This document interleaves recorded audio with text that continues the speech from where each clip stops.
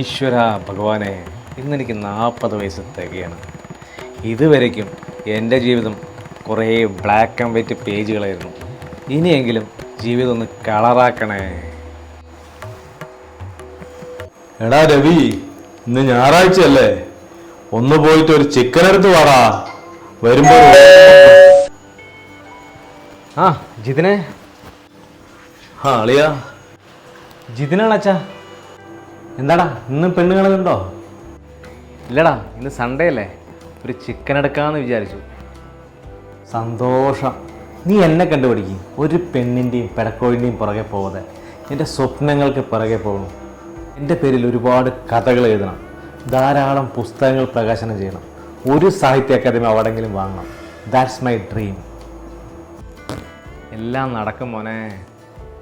എടാ ജിതിന്, എന്താടാ വിശേഷങ്ങള്? നിന്റെ കഥയത്തൊക്കെ ഏത് വഴി ആയി? കഥയത്തൊക്കെ അങ്ങനെ പോകുന്നു വെച്ചാ ഇപ്പോൾ ഒരു കഥയുടെ പണിപ്പറയില്ല. എടാ രവി, ഞാൻ നിന്നോടൊരു കാര്യം പറയാനാ വന്നത്. നിനക്ക് ആലോചിച്ച ആ ശ്രുതിയില്ലേ, അവൾക്ക് നിന്നോട് ഇഷ്ടമാണത്രേ.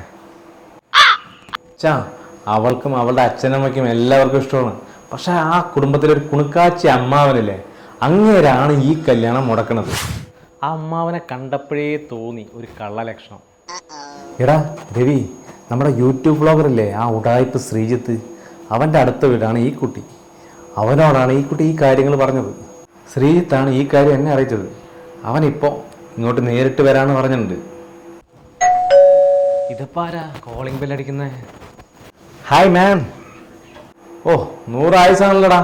നിന്റെ കാര്യം ഇപ്പം പറഞ്ഞേ ഉള്ളൂ, അപ്പോഴേക്കിതാ എത്തിയ ആള്.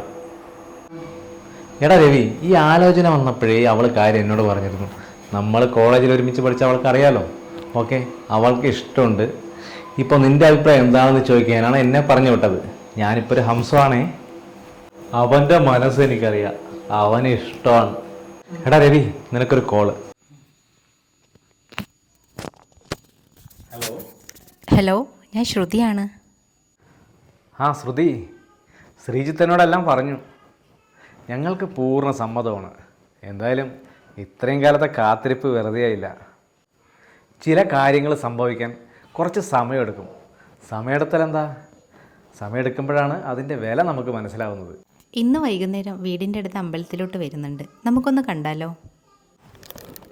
പിന്നെന്താ, തീർച്ചയായിട്ടും കാണാം. കണ്ടിട്ട് നേരിട്ട് സംസാരിക്കുന്നതാണ് അതിൻ്റെ ഒരു ഭംഗി. എന്തായാലും നല്ല കാര്യങ്ങൾ അമ്പലത്തിൽ വെച്ച് തന്നെ തുടങ്ങാം. എല്ലാത്തിനും അതിൻ്റെതായ സമയമുണ്ട് മോനെ. യെസ്.